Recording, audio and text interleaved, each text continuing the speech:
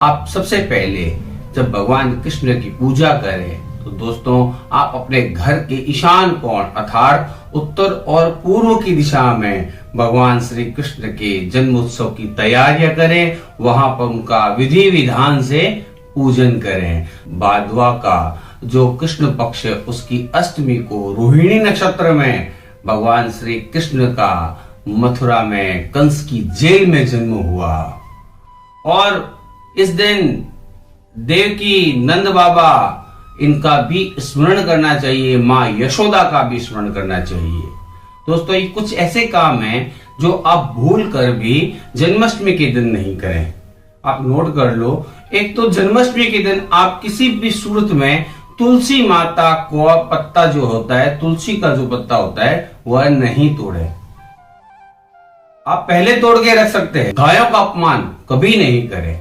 भगवान कृष्ण को गाय बहुत प्रिय थी। वो गायों की बहुत सेवा करते थे, गायों से वो खेलते थे, गायों को वो चराने जाते थे।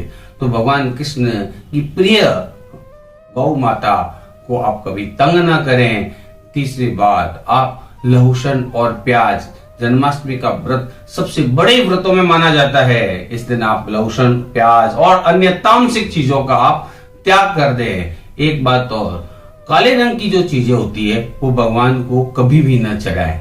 नहीं, काले रंग की चीज आप अपने घर में उस दिन लेके आए। श्री कृष्ण के पीठ के दर्शन, वहां धर्म का वास होता है ऐसा माना जाता है। भगवान श्री कृष्ण के पीठ का दर्शन जन्माष्टमी के दिन कभी नहीं करना चाहिए। पेड़ों को कभी नहीं काटना चाहिए। भगवान बहुत प्रकृति का माना जाता है, प्रकृति का अवतार भी था भगवान श्री कृष्ण का। तो पेड़ों से बहुत लगाव था। तो भगवान कदम की डाली पे ही बैठते थे। तो पेड़ों को आप कभी भी नहीं काटे।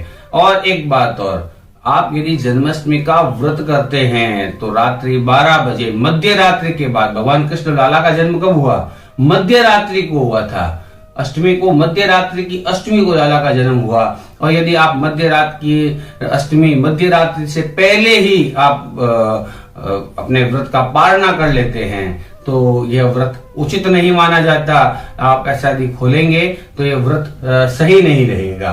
तो इसलिए आप ध्यान रखें, मध्य रात्रि के बाद ही पूजन आरती के पश्चात ही आप अपने व्रत का पालना करें। एक बात दोस्तों, ब्रह्मचर्य का पालन इस दिन अवश्य करना चाहिए।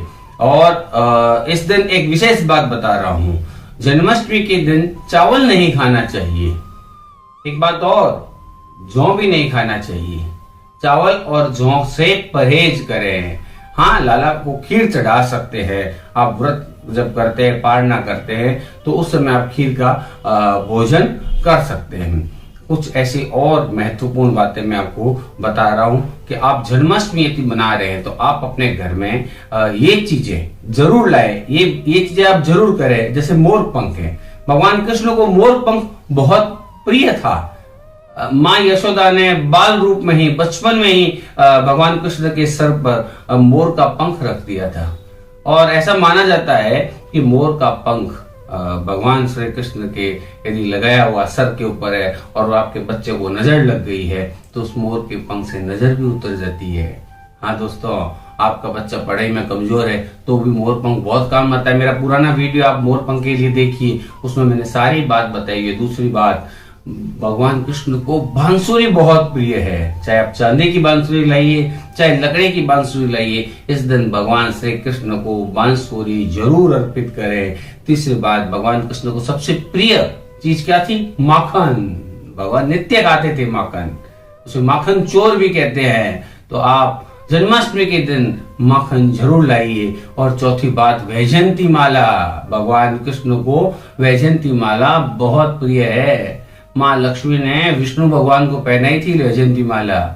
जिस समय समुद्र मंथन हुआ था तो लक्ष्मी जी को वैजयंती माला दी गई थी और माँ लक्ष्मी ने विष्णु भगवान को वैजयंती माला पहनाई। तो ऐसा माना जाता है कि वैजयंती माला के दाने जो होते हैं ना वो अखंड रहते हैं, उनकी शाइनिंग कभी कम नहीं होती है।